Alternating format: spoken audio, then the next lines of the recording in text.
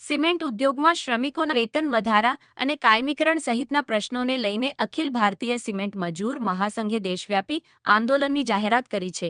આંદોલનના ભાગરૂપે 13 ઓગસ્ટે રાજ્યવ્યાપી વિરોધ પ્રદર્શન યોજાશે, જ્યારે 3 સપ્ટેમ્બરે દિલ્હીમાં વિશાળ અખિલ ભારતીય વિરોધ પ્રદર્શન યોજાશે. મહાસંઘે શ્રમિકોના પ્રશ્નોનો વહેલી તકે ઉકેલ લાવવાની માંગ ઉઠાવી છે.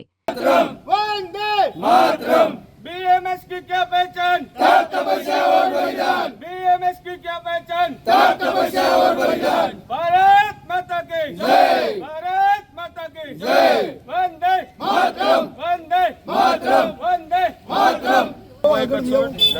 महामंत्री Narmada cement employ union Jafrabad Bharatiya Mazdoor संघ आज 3 ઓગસ્ટના દિવસે અખિલ ભારતીય સિમેન્ટ મજદૂર મહાસંઘના આદેશ મુજબ આપણે એક દિવસ ધરણાનું આયોજન કરવામાં આવેલું, જેમાં કોન્ટ્રાક્ટર કામદારોને સીએમએની અંદર સામેલ કરવા માટેની માંગણી હતી.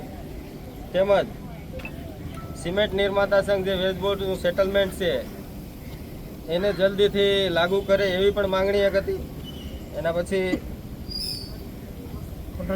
કોન્ટ્રાક્ટર કામદારોને કાયમી પ્રકારનું કામ કરે છે તે લોકોને કાયમી કરવાની માંગણી હતી. એક સેવાનિવૃત્તિની જે આયુ વર્ષ છે એ 58 વર્ષથી વધારીને 60 વર્ષ કરવા માટેની એક માંગણી હતી. કોન્ટ્રાક્ટર કામદારોને લઘુત્તમ વેતનમાં વધારો કરી તેને મિનિમમ 30,000 વેજીસ આપવામાં આવે એવી એક માંગણી હતી. ઈએસઆઈસીની વેતન સીમા જે 21,000 છે એને વધારીને 42,000 કરવામાં આવે એવી માંગણી હતી.